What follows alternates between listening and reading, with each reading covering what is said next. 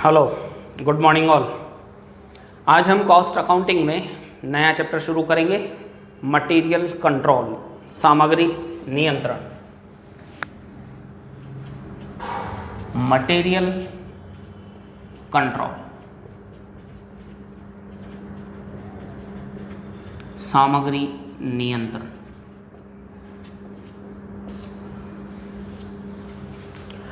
पिछली क्लास में हमने बात की थी कि कोई भी प्रोडक्ट आप बनाएं, उस प्रोडक्ट को बनाने में 3 तरह की कॉस्ट लगती है। Material cost, labour cost and expense cost. कोई भी प्रोडक्ट आप बना लें, कॉस्ट को हमने क्लासिफाई किया था 3 भागों में, मटेरियल, लेबर एंड एक्सपेंस। कोई भी प्रोडक्ट बनाएं, उस प्रोडक्ट में मटेरियल लगना ही लगना है। आपको अगर ये मार्कर पेन बनाना है, आप मार्कर पेन बनाने वाले मैन्युफैक्चरर हैं, तो इसमें ये प्लास्टिक लगेगा, अंदर इंक लगी है, फोम लगा है और लिखने के लिए वो पिन नॉब लगी है। मटेरियल लगना ही लगना है। कोई भी प्रोडक्ट बनाएं आप बुक्स बनाने वाले हैं, रजिस्टर या स्टेशनरी आइटम बनाने वाले हैं, तो मटेरियल उसमें लगना है। कॉपी बनाते हैं तो उसमें पेपर, पिन, थ्रेड, धागा वगैरह बहुत तरह का रॉ मटेरियल लगता है।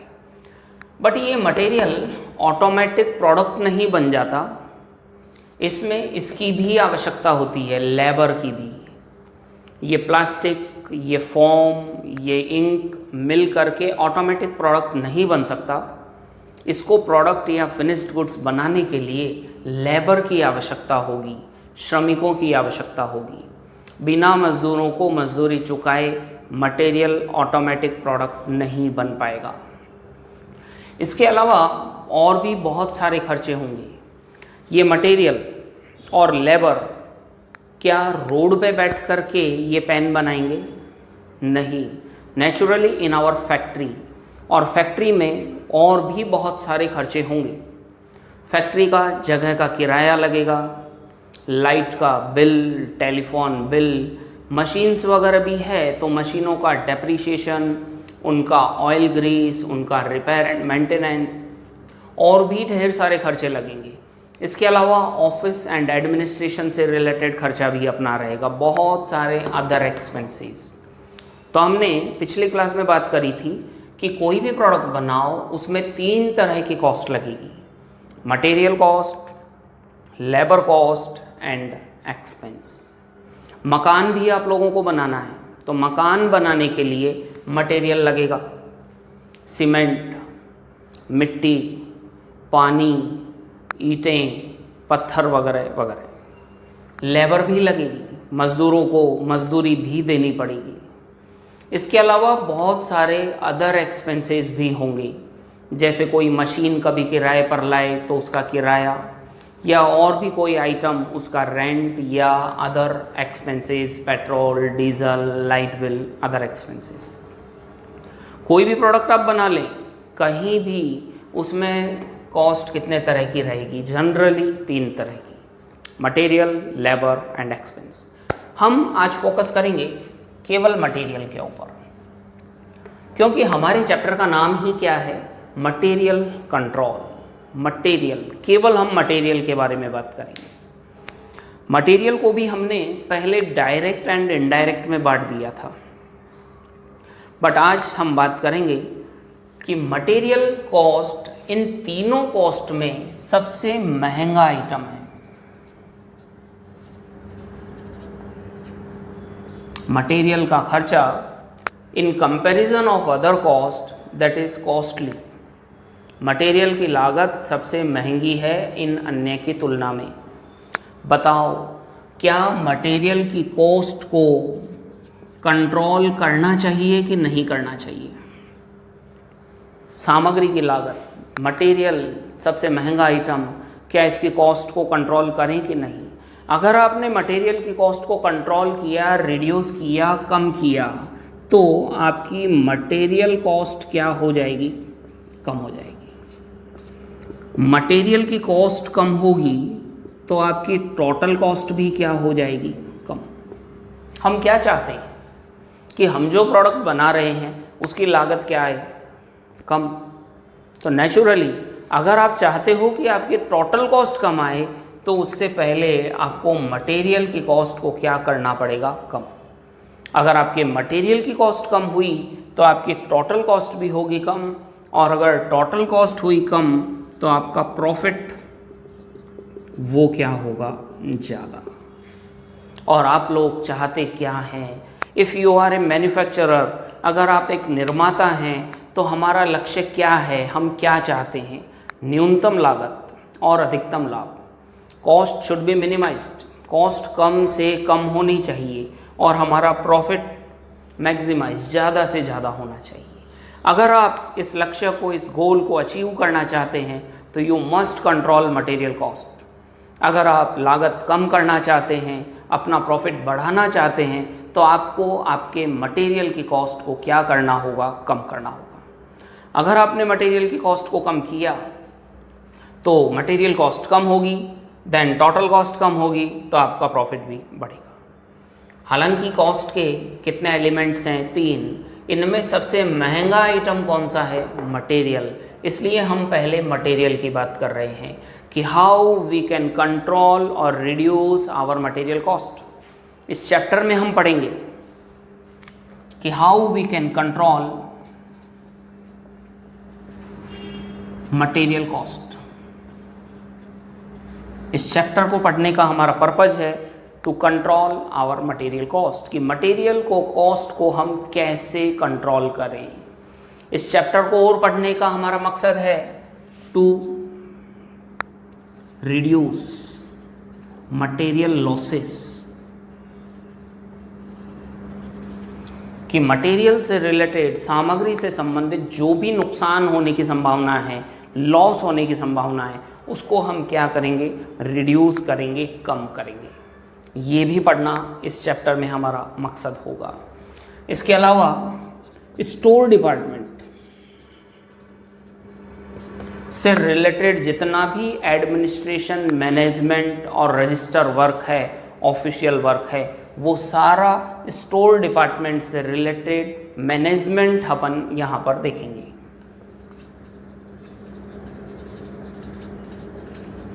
कि सामग्री विभाग या गोडाउन या भंडारण विभाग, उससे संबंधित जो भी प्रबंध से संबंधित मदे हैं, उन आइटम्स को हम यहाँ पर बात करेंगे। तो इस चैप्टर को पढ़ने से पहले आप अपने दिमाग में एक बात बैठा लें कि आप एक स्टोर डिपार्टमेंट मैनेज करने वाले हैं। You are a storekeeper, कि हम एक स्टोर रूम में बैठे हैं। एक बहुत बड़ी कंपनी, मान लो जूता बनाने वाली कंपनी, शूज़ मैन्युफैक्चरिंग कंपनी। अब शूज़ को बनाने के लिए क्या क्या मटेरियल लगता है, लेदर, पिछले क्लास में भी बात करी थी, थ्रेड, धागा, सॉल, चिपकाने के लिए पेस्ट या कीले वगैरह, ये सब मटेरियल लगेगा। ये सब मटेरियल आपको मिलेगा स्टोर रूम में, स्टोर डिपार्टमेंट। एक अगर बड़ी कंपनी है तो उसमें एक डिपार्टमेंट होता है स्टोर डिपार्टमेंट के नाम से। सबसे पहले मार्केट से मटेरियल आता है स्टोर रूम में, देन एक अलग डिपार्टमेंट होता है जिसका नाम है फैक्ट्री। फैक्ट्री में शूज़ बनता है रॉ मटेरियल से। फैक्ट्री में जब भी मटेरियल की रिक्वायरमेंट होती है, वो मटेरियल इशू होता है स्टोर डिपार्टमेंट से। तो हम यहाँ फैक्ट्री या ऑफिस या अलग डिपार्टमेंट्स की बात नहीं करेंगे, हम यहाँ बात करेंगे स्टोर डिपार्टमेंट। हमारे इस गोडाउन में, हमारे इस स्टोर रूम में various type of materials, items and commodities are here. हमारे पास बहुत तरह के आइटम्स यहाँ पर है रॉ मटेरियल से रिलेटेड, और हम इनको कहाँ इशू करेंगे, फैक्ट्री वाले को, ताकि वो आराम से इस रॉ मटेरियल की सहायता से प्रोडक्ट बना सके।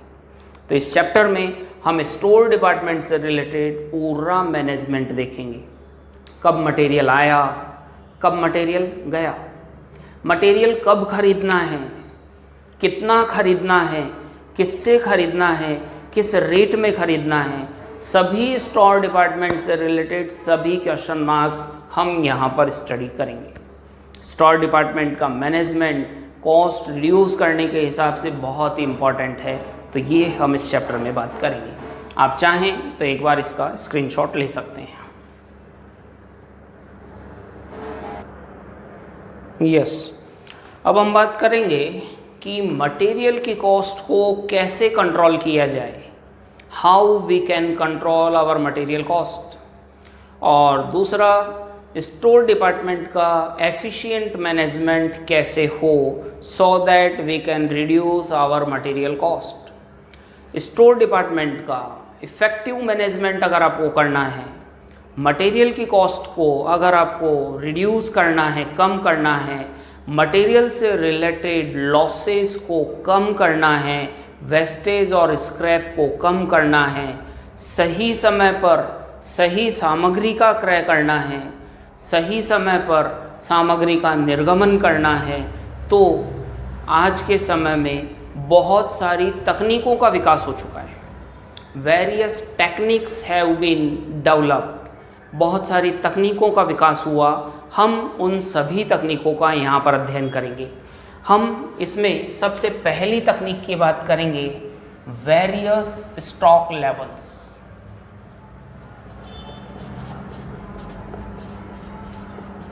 सामग्री के विभिन्न स्तर,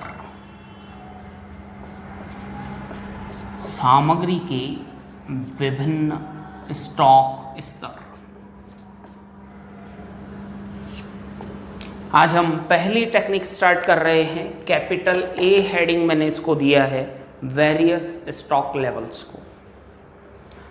इसमें यहाँ 4 तरह के लेवल हैं। सबसे पहला हम बात करेंगे री ऑर्डर लेवल, पुनः आदेश स्तर। अब ये क्या है, इसकी मैं पहले डेफिनेशन लिख लेता हूं। सामग्री का वह स्तर जिस स्तर पर सामग्री पहुंचते ही सामग्री क्रय की कार्यवाही प्रारंभ कर दी जाए।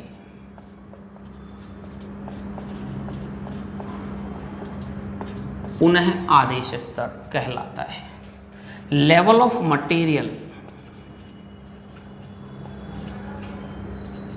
at which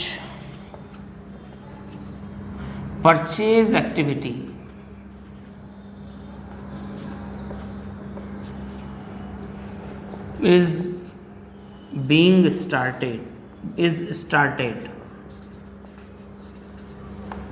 is known as reorder level।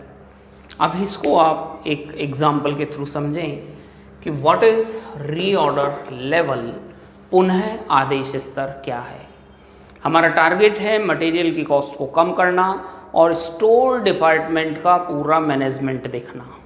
Store department के बारे में तो आपने सुना है, उसमें रॉ मटेरियल रहता है। अगर आपको शूज़ बनाना है, शू मैन्युफैक्चरिंग कंपनी आपकी है, तो आपके स्टोर रूम में लेदर, थ्रेड, कीलें, पेस्ट, सॉल, लेस सभी आइटम स्टोर रूम में रहेंगे। पूरी बड़ी कंपनी में कहीं भी किसी को कोई भी आइटम कमोडिटी मटेरियल रिक्वायर्ड है तो वो स्टोर रूम से आपको मिलेगा। इस स्टोर रूम का एज ए इंचार्ज अपने आप को समझ करके आप इस चैप्टर को अच्छे से समझ पाओगे। इस स्टोर रूम का मैनेजमेंट करना है, इसके लिए वेरियस लेवल्स हैं। इसमें हम पहले लेवल की बात कर रहे हैं, रीऑर्डर लेवल। एक एग्जांपल से इसको आप समझें। मैं 2 वर्ड लिख रहा हूँ, consumption and reorder period. Consumption 10 to 20 kilo, reorder period 2 to 4 days।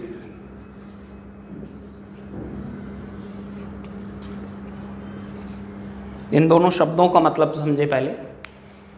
आप एक शू मैन्युफैक्चरिंग कंपनी है, जूता बनाने वाली कंपनी है, आपकी कंपनी में डेली लेदर का कंजम्पशन 10 किलो से लेके 20 किलो का होता है, चमड़ा लेदर जिससे शूज़ बनेगा। स्टोर रूम से फैक्ट्री डिपार्टमेंट को डेली 10 किलो से लेकर के 20 किलो तक का रॉ मटेरियल इशू होता है। फैक्ट्री वाले जो शूज़ बनाते हैं वो लगभग 10 किलो से लेके 20 किलो तक का लेदर यूज़ में लेते हैं डेली। क्या ये पहला वर्ड समझ में आ रहा है? कंजम्पशन, उपभोग। लेदर की बात कर रहे हैं, कितना लेदर काम में लेते हैं ये? 10 किलो से लेके 20 किलो। बताओ डेली का मिनिमम कंजम्पशन कितना है? मिनिमम कंजम्पशन, न्यूनतम उपभोग डेली कम से कम 10 किलो लेदर वो काम में लेते हैं। मैक्सिमम कंजम्पशन कितना है? 20 किलो, 20 किलो। ज़्यादा से ज़्यादा कितना कंज्यूम करते हैं? 20 किलो। पिछला रिकॉर्ड ऐसा कहता है कि हमारी कंपनी में जनरली 10 किलो से लेकर के 20 किलो तक लेदर कंज्यूम होता है।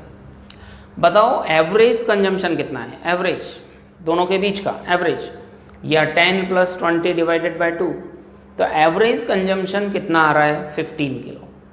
तो औसत उपभोग है 15 किलो। मिनिमम कम से कम कितना कंजम्पशन आप करते हैं? 10 किलो। मैक्सिमम ज़्यादा से ज़्यादा 20 किलो। एंड एवरेज कितना कंजम्पशन हो रहा है? 15 किलो। सेकेंड वर्ड है रीऑर्डर पीरियड, पुनः आदेश अवधि।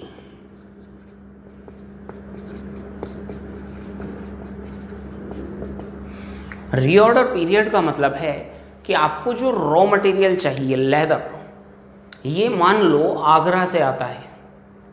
आज अगर आपने रॉ मटेरियल का आगरा ऑर्डर दिया, फ़ोन किया सप्लायर को, तो कितने दिन में आपको रॉ मटेरियल रिसीव होगा? कितने दिन में आपको माल प्राप्त हो जाएगा? सपोज़ मान लो कि मैंने एक एग्जांपल लिखा है 2 से 4 दिन, 2 to 4 डेज, 2 दिन से लेकर के 4 दिन के अंदर अंदर आपको वहाँ से माल प्राप्त हो जाता है। ये है रीऑर्डर पीरियड, पुनः आदेश अवधि। रीऑर्डर पीरियड बोले तो माल प्राप्ति में लगने वाला समय। आज आपने यहाँ से आगरा अगर फ़ोन किया तो कितने दिन में आपको मटेरियल रिसीव होगा? 2 से 4 दिन। बताओ मिनिमम रीऑर्डर पीरियड क्या है? Minimum reorder period is 2 days. Maximum reorder period ज़्यादा से ज़्यादा कितने दिन लगते हैं? 4 दिन। और एवरेज औसतन कितने दिन में आपको माल मिल जाएगा? 3 दिन में मिल जाएगा। तो 2 चीज़ें आप समझ लें। कंजम्पशन बोले तो उपभोग, डेली कितना कंजम्पशन हो रहा है। रीऑर्डर पीरियड मतलब कितने दिन में आपको माल मिलेगा? 2 दिन से लेकर के 4 दिन में। अभी इधर ध्यान दें कि आप डेली 10 किलो से लेकर के 20 किलो रॉ मटेरियल का कंजम्पशन करते हैं। आपके गोडाउन में बहुत सारा रॉ मटेरियल पड़ा है, 1000 किलो रॉ मटेरियल पड़ा है। आज स्टोर रूम से मैंने 100 किलो फैक्ट्री वाले को इशू कर दिया, तो बताओ पीछे मेरा मटेरियल कितना किलो बचेगा स्टोर रूम में? 900 किलो। कभी 10 किलो मैंने इशू कर दिया, कभी 15 किलो इशू कर दिया, कभी 20 किलो इशू कर दिया। नेचुरली वेरियस टाइम्स, अनेकों बार मेरे को यहाँ से वहाँ मटेरियल इशू करना है, फैक्ट्री वाले को देना है। और फैक्ट्री वाला इस लेदर से शूज़ बनाएगा। और मेरे पास मटेरियल कब आता है? आगरा से।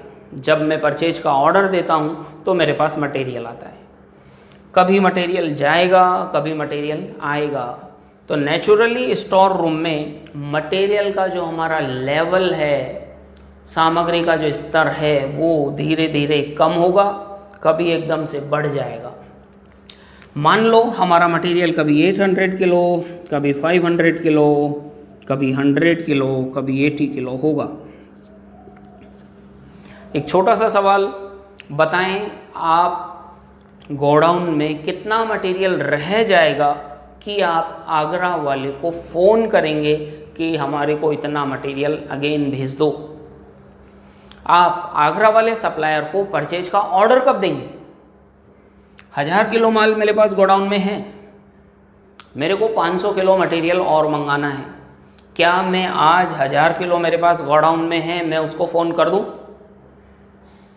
या 500 किलो मेरे पास है, मैं आज उसको फ़ोन कर दूं? मैं उसको फ़ोन कब करूंगा? जब मेरा मटेरियल ख़त्म होने लगेगा तब, या ऑलरेडी मेरे पास स्टॉक है तो मैं आज उसको फ़ोन करूं। कब उसको फ़ोन किया जाए, उसको कब ऑर्डर दिया जाए, आप खुद गैस कर सकते हैं। आप लोग खुद बता पाएंगे कि सर ऑर्डर हमको कब देना चाहिए। कोई कहेगा कि सर 200 किलो जब मटेरियल रह जाए ना गोडाउन में, तब आप उसको फ़ोन कर दो। कोई कहेगा कि 100 किलो मटेरियल जब गोडाउन में रह जाए तब आप फ़ोन कर दो। और कहेगा कि 0 ख़त्म होगा तब मंगा लेंगे ना सर।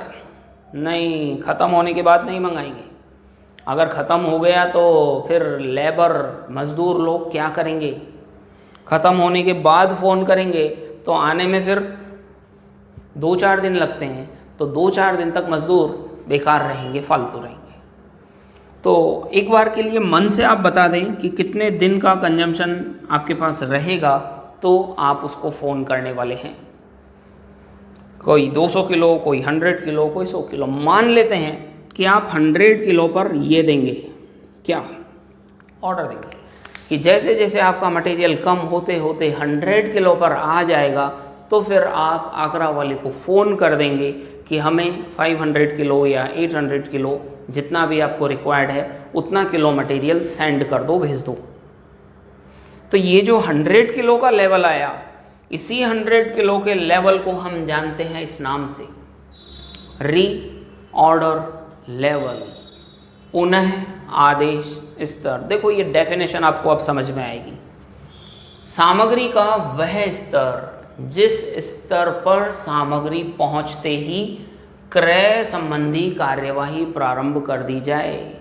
मटेरियल के लेवल में से वो वाला लेवल जिस लेवल पर मटेरियल रीच करेगा, देन आप क्रय की कार्यवाही, परचेज का एक्टिविटी क्या कर देंगे, आप स्टार्ट कर देंगे, प्रारंभ कर देंगे। तो level of material at which purchase activity is started, जिस लेवल पर आप मटेरियल परचेज करने का एक्टिविटी स्टार्ट कर देंगे, उसी लेवल को यहाँ पर किस नाम से जाना जाता है? री ऑर्डर लेवल। रोज 10-20 किलो का कंजम्पशन है, 1000 किलो मटेरियल से कभी 900, 800 कम होगा, आप उसको ऑर्डर कब देंगे? क्या 1000 किलो पर या 500 किलो रहेगा तब उसको फ़ोन करेंगे, या ख़त्म होने के बाद फ़ोन करेंगे? तो एक कोई ना कोई ऑप्टिमम लेवल तो होगा कि जब आपको उसे फ़ोन करना हो। हम अभी मन से मान रहे हैं कि सर 100 किलो रहेगा तब हम उसको फ़ोन कर देंगे। तो ये 100 किलो को हम यहाँ पर किस नाम से जानेंगे? Reorder level.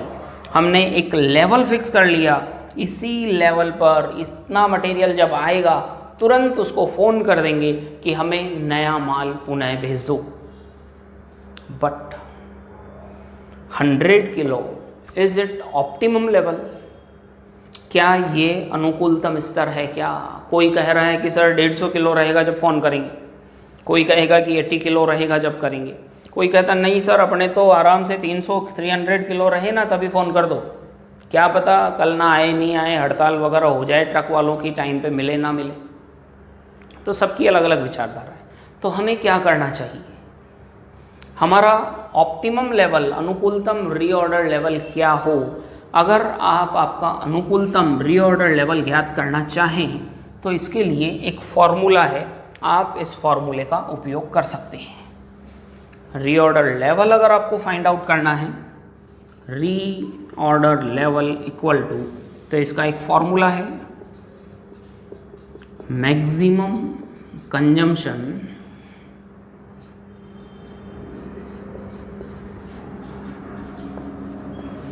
Into maximum reorder period.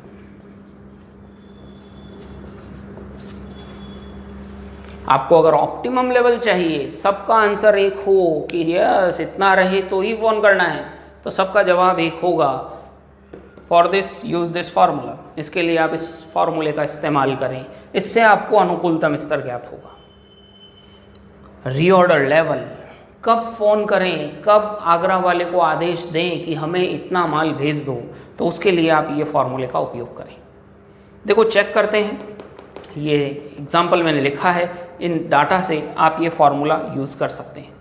Yes, maximum consumption बताओ, आपका कंपनी में मैक्सिमम कंजम्पशन कितना है? आप डेली का कितना मैक्सिमम कंजम्पशन करते हैं? 20 किलो। अभी हमने बात करी थी कंजम्पशन मिनिमम है 10 किलो, मैक्सिमम है 20 किलो, एवरेज है 15 किलो, into maximum reorder period. Reorder period माल प्राप्ति में लगने वाला समय। आज हमने फ़ोन किया तो माल कितने दिन में आएगा? 2 से 4 दिन। मैक्सिमम बताओ कि ज़्यादा से ज़्यादा कितना दिन लग सकता है? 4 दिन। तो 20 × 4 80 kilo, that is your reorder level, 80 kilo. तो रीऑर्डर लेवल ज्ञात करने का ये एक सिंपल सा फॉर्मूला है। ये फॉर्मूला आप लोगों को याद रखना रहेगा। क्या फॉर्मूला है? Maximum consumption into maximum reorder period. तो ये पहला लेवल अपना कंप्लीट हुआ, रीऑर्डर लेवल। रीऑर्डर लेवल कभी भी आपको फाइंड आउट करना है तो आपको ये फॉर्मूला याद रखना रहेगा, मैक्सिमम इनटू मैक्सिमम। 2 वर्ड मैंने अभी यहाँ लिखे थे, कंजम्पशन एंड रीऑर्डर लेवल। तो फॉर्मूला रहेगा maximum consumption into maximum reorder period. आप डेली ज़्यादा से ज़्यादा कितना कंज्यूम करते हैं और आपको आगरा से कच्चा माल आने में ज़्यादा से ज़्यादा कितना दिन लगेगा। रीऑर्डर लेवल का डेफिनेशन, आपका मटेरियल गोडाउन में कम होते होते होते कितना रह जाए कि हम उसको परचेज का ऑर्डर दें, परचेज एक्टिविटी स्टार्ट करें। इसी लेवल को यहाँ पर क्या नाम दिया गया है? Reorder level. नाम से ही पता लग रहा है, ऑर्डर लेवल। ऑर्डर कब देना है? री, पुनः वापस कब देना है? पुनः आदेश कब देना है? 1000 किलो से 900, 800, 700, 500, 200, 100 या कितना किलो मटेरियल गोडाउन में रहेगा कि हम उसको परचेज का ऑर्डर दें। तो आपको 80 किलो अगर मटेरियल गोडाउन में रहेगा तो परचेज का ऑर्डर देना है। Second, minimum stock level.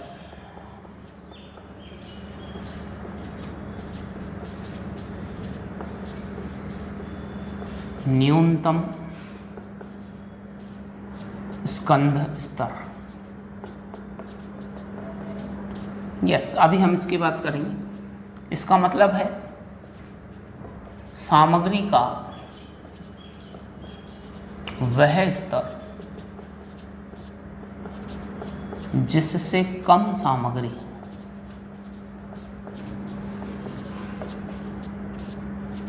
सामान्यतः भंडार गृह में नहीं पाई जाती। इसके नाम से ही पता लग रहा है, मिनिमम मतलब आपके गोडाउन में कभी भी इस लेवल से कम मटेरियल नहीं होना चाहिए। कम से कम इतना मटेरियल तो आपके गोडाउन में हमेशा होना ही चाहिए। अगर इस लेवल से मटेरियल कम हुआ तो आपको बहुत सारे नुकसान होने की संभावना है, पॉसिबिलिटीज़ है। 1000 किलो गोडाउन में मटेरियल था, 900, 700, 500, 200, 80 किलो, ये आपका रीऑर्डर लेवल था कि हम यहाँ से वहाँ फ़ोन कब करेंगे। एक इससे भी नीचे का एक लेवल होता है मिनिमम लेवल। इसको हम सेफ्टी स्टॉक लेवल के नाम से भी जानते हैं। कौन सा? Safety stock level. ये लेवल आपका एक सेफ पॉइंट है। इससे कम कभी भी गोडाउन में मटेरियल नहीं होना चाहिए।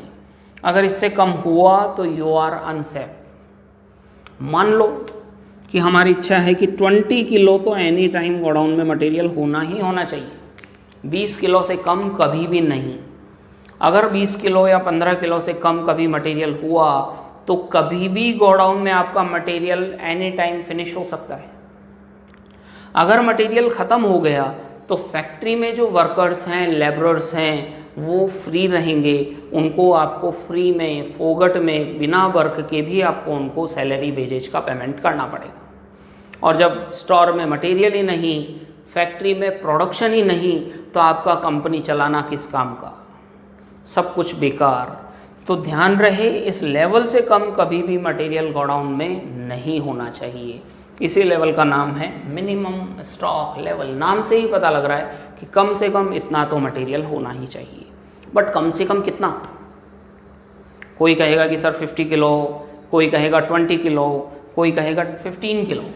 तो कितना होना चाहिए इसका डिसाइडेशन, निर्धारण कैसे हो, अगर इसका पता लगाना है तो इसके लिए आपको एक फॉर्मूला यहाँ अवेलेबल है मिनिमम स्टॉक लेवल कैलकुलेट करने का। Minimum stock level equal to reorder level minus average consumption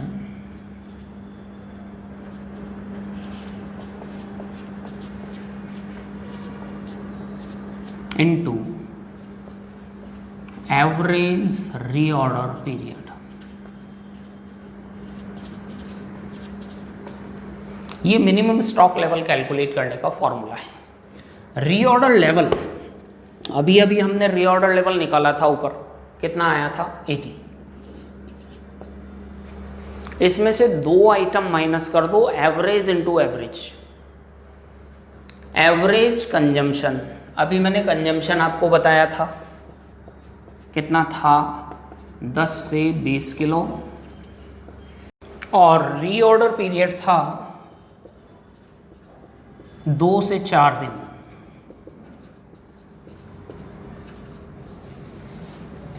reorder level अभी 80 निकाला था, माइनस करना है एवरेज कंजम्पशन। देखिए कंजम्पशन 10 से 20 किलो, मिनिमम 10, मैक्सिमम 20, तो एवरेज कंजम्पशन कितना रहेगा आपका 15 into average reorder period. Reorder period है 2 to 4 डेज, 2 से 4 दिन, मिनिमम 2 मैक्सिमम 4, तो एवरेज दोनों के बीच का दैट इज 3। तो 80 माइनस 45 इक्वल टू 35 किलो। तो आपका जो मिनिमम स्टॉक लेवल अभी आप नोट करने वाले हैं वो मिनिमम स्टॉक लेवल आपका कितना रहेगा 35।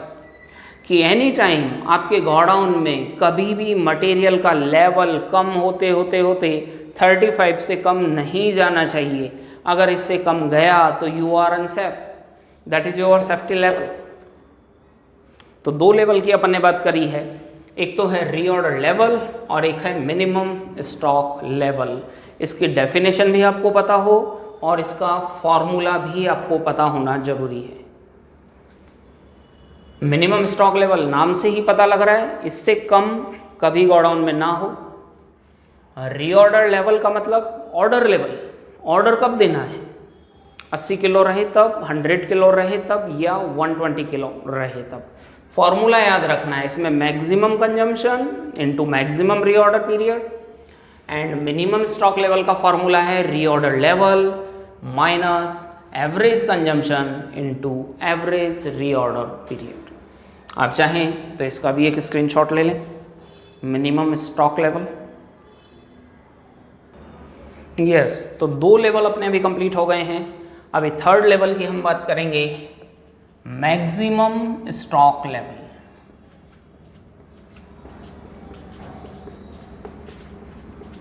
अधिकतम स्कंध स्तर। इसमें मैं डेफिनेशन नहीं लिख रहा, नाम से ही पता लग रहा है मैक्सिमम। अब हम बात करेंगे कि हमारा लेवल मैक्सिमम कितना हो सकता है। इस लेवल से ज़्यादा कभी भी गोडाउन में मटेरियल नहीं होना चाहिए।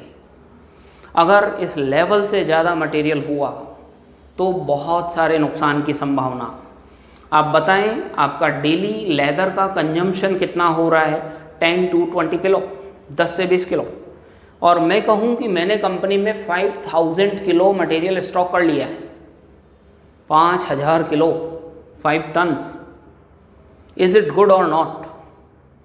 अगर एक्सेस स्टॉक आपने गोडाउन में कर लिया, बहुत ज़्यादा मटेरियल आपने गोडाउन में रखा, बहुत सारे नुकसान आपको होने की संभावना है। माल, इसकी पूंजी का ब्याज लगेगा, इंटरेस्ट, जो आपने अमाउंट इसमें ब्लॉक किया है उसके इंटरेस्ट का आपको नुकसान होना है। माल एक्स्ट्रा एक्सेस आपने रखा है तो इसकी क्वालिटी बड़ी डाउन हो जाएगी, मटेरियल का क्वालिटी रिड्यूस हो जाएगा।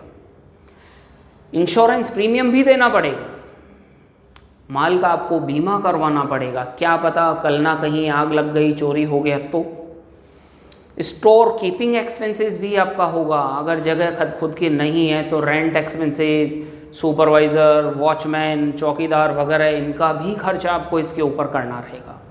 इसलिए ध्यान रहे मटेरियल भी एक लिमिट तक होना चाहिए, इस मैक्सिमम लेवल से ज़्यादा मटेरियल गोडाउन में ना हो, नहीं तो पूंजी का ब्याज लगेगा, बीमा प्रीमियम लगेगी और माल का क्वालिटी डाउन हो जाएगा और भी बहुत सारे नुकसान की संभावना।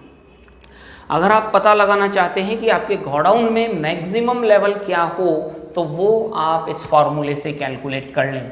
Maximum stock level equal to reorder level plus reorder quantity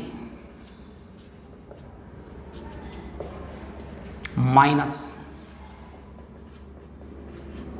minimum consumption into minimum reorder period.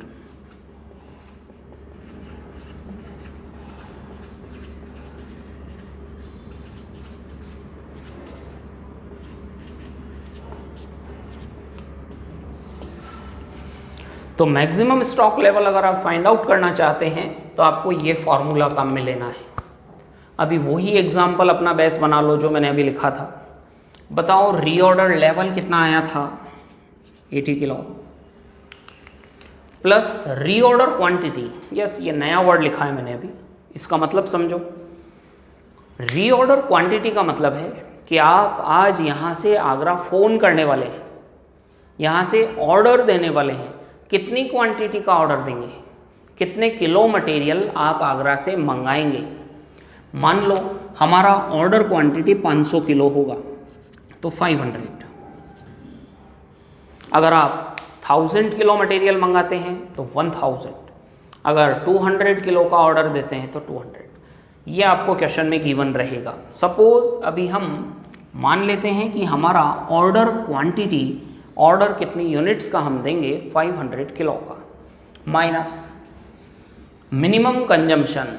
बताओ कंजम्पशन अभी मैंने लिखा था 10 से 20 किलो, मिनिमम कम से कम वाला 10 kilo, into minimum reorder period. Reorder period मैंने लिखा था 2 से 4 दिन, माल प्राप्ति में लगने वाला समय, तो मिनिमम कम से कम कितने दिन लगते हैं, 2 दिन। तो बस कैलकुलेट कर लें, 580 माइनस 20 इक्वल टू 560 किलो, that is your maximum stock level 560 किलो। आप लोग चाहें तो मैक्सिमम स्टॉक लेवल का एक फॉर्मूला और भी है अथवा में, EOQ प्लस सेफ्टी स्टॉक। आप चाहें तो मैक्सिमम स्टॉक लेवल के लिए ये फॉर्मूला भी काम में ले सकते हैं, EOQ plus safety stock. Maximum stock level के लिए क्या फॉर्मूला काम में रहेगा, EOQ प्लस सेफ्टी स्टॉक। अब ये क्या है ये हम आगे की क्लास में बात करेंगे, अभी आपको हाल फिलहाल इस एक फॉर्मूला नंबर पर फोकस करना है। आप चाहें तो इसका भी स्क्रीनशॉट ले लीजिए।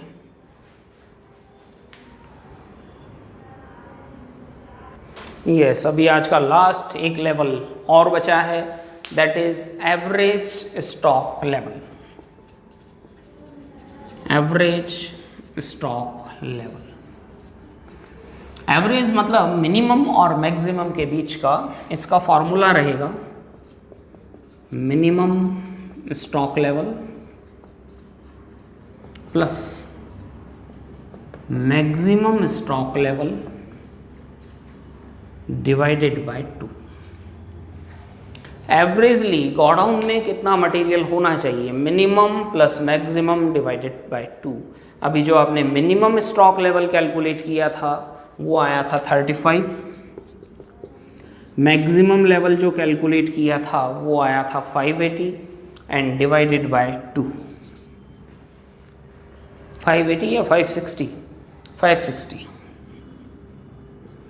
तो जो आएगा that is your average stock level. तो ये चारों लेवल्स अपने अभी कंप्लीट हुए। एक टेक्निक हमने अभी कंप्लीट करी है, वेरियस स्टॉक लेवल्स। और कितने लेवल हम अभी इसमें बात कर रहे हैं? 4 लेवल। आपको आज का टारगेट है ये चारों लेवल्स, इसका डेफिनेशन पता हो और इसके फॉर्मूले आपको याद हो। बिल्कुल एक बार के लिए आप इन फॉर्मूले को मेमोराइज कर लें। मैं एक बार वापस रिपीट कर रहा हूँ। रीऑर्डर लेवल का फॉर्मूला है maximum consumption into maximum reorder period. Word दो ही हैं, कंजम्पशन एंड रीऑर्डर पीरियड, दोनों चाहिए maximum into maximum. Minimum stock level का formula reorder level minus average into average, average consumption into average reorder period. Minimum का मतलब है इस लेवल से कम माल कभी गोडाउन में नहीं जाना चाहिए, और मैक्सिमम का मतलब है इस लेवल से ज़्यादा कभी गोडाउन में नहीं जाना चाहिए, और एवरेज मीन्स कितना एवरेज हमारे पास गोडाउन में रहना चाहिए। ये चारों फॉर्मूले आपको एक साथ अभी नज़र आ रहे हैं। आप चाहें तो इसका एक स्क्रीनशॉट ले लें, चारों फॉर्मूले एक साथ। अब इससे रिलेटेड आप घर पे होमवर्क कर सकते हैं। एक तो इलस्ट्रेशन नंबर 1, एग्जाम्पल फर्स्ट, आप इससे रिलेटेड है, आप घर पे देख सकते हैं। बुक में सॉल्व है, केवल देखते ही आपको समझ आएगा। देन आप कॉपी में प्रैक्टिस करना चाहें तो शॉर्ट आंसर टाइप का question number 10 and question number 14, 2 question ऐसे हैं। शॉर्ट आंसर टाइप का question number 10 and question number 14, 2 question आप इससे रिलेटेड घर पे कॉपी में कर सकते हैं। इलस्ट्रेशन पहला example and question number short answer type का 10 एंड 14। तो आज की क्लास में केवल इतना ही, बाकी कल नेक्स्ट क्लास में नया टेक्निक हम स्टार्ट करेंगे। आज केवल इतना ही।